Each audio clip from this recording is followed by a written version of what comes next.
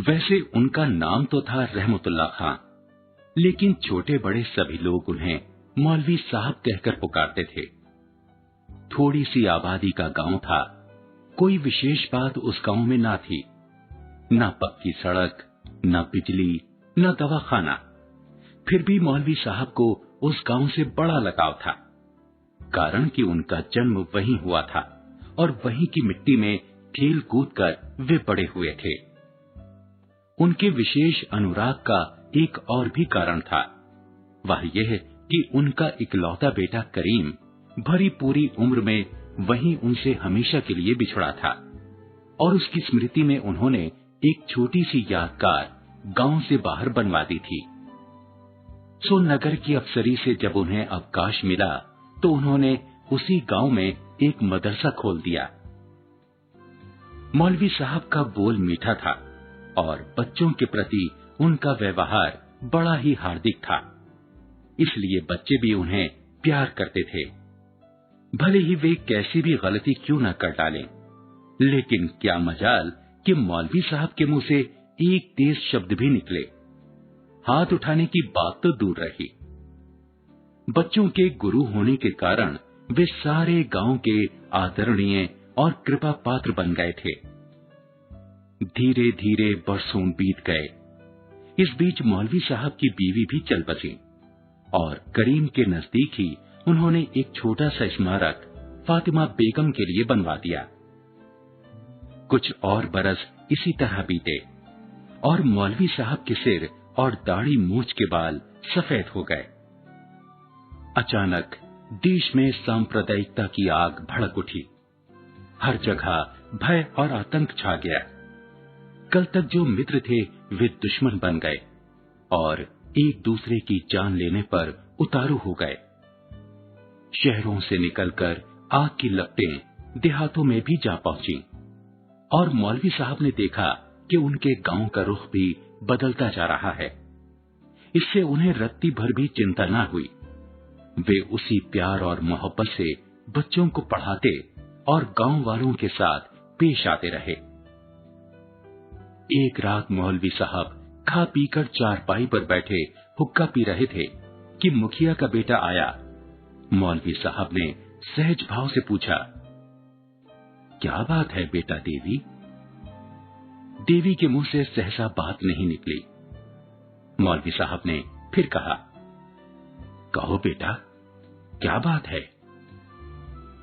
देवी रोने लगा। मौलवी साहब आश्चर्यचकित रह गए। उन्होंने देवी को अपनी ओर खींच लिया और उसकी पीठ थपथपाते हुए बोले, इतना दुखी होने की क्या बात है बेटा? देर तक देवी की हिचकी नहीं बंधी। संभला तो बोला, मौलवी साहब, आप यहां से चले जाइए। क्यों बेटा? मौलवी साहब ने शांत स्वर में पूछा। मैं आपके सामने हाथ जोड़ता हूं मौलवी साहब, आप आज ही चले जाइए। मैं आपसे क्या कहूं? आज गिरधारी, लीला और पंचम सलाह कर रहे थे कि क्या सलाह कर रहे थे? देवी के चुप हो जाने पर मौलवी साहब ने पूछा। कहते थे कि आज रात को मौलवी साहब के घर धावा बोल दो और उन्हें। आगे देवी को कुछ कहने की जरूरत न थी। मौलवी साहब समझ गए। उनके बूढ़े चेहरे पर जरा भी चिंता नहीं झलकी और उन्होंने हंसते हुए कहा, बेटा, इसमें हैरान होने की क्या बात है? जाओ बेटा, तुम चैन से सो। तुम्हारे मौलवी साहब का एक दिन वैसे भी। देवी फिर बोला, मैं आपके पैर पड़ता हूं मौलवी साहब, आप चले जाइए। हम 4-6 लोग कुछ दूर आपके साथ चलेंगे, जिससे रास्ते में कोई बात ना हो।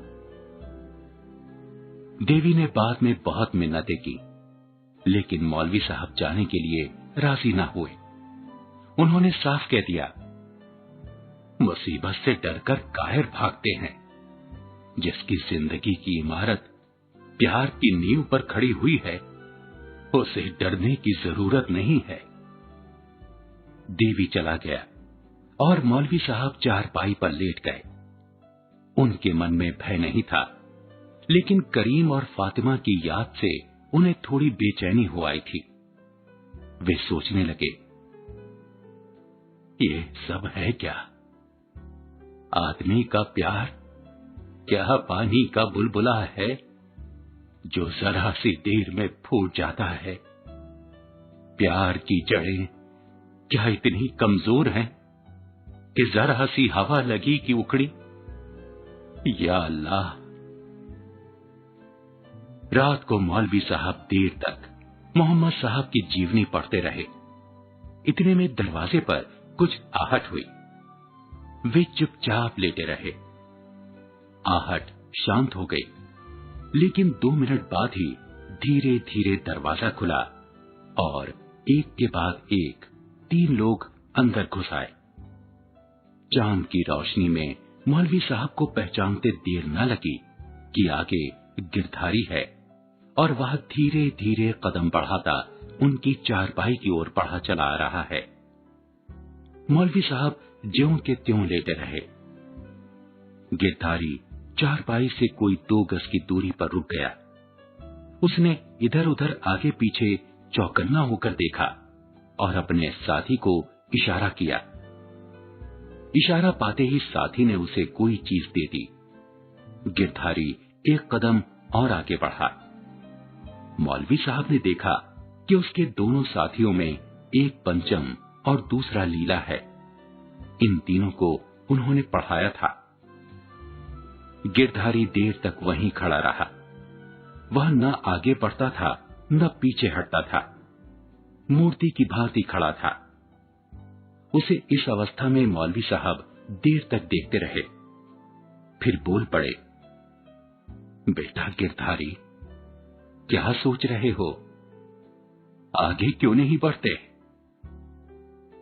गिरधारी को काटो तो खून नहीं। मौलवी साहब उठकर बैठ गए। बोले, बेटा आते क्यों नहीं? जो तुम्हें करना है कर लो। मैं तुम्हें रोकूं तो अल्लाह मुझे नरक में भी जगह ना दे।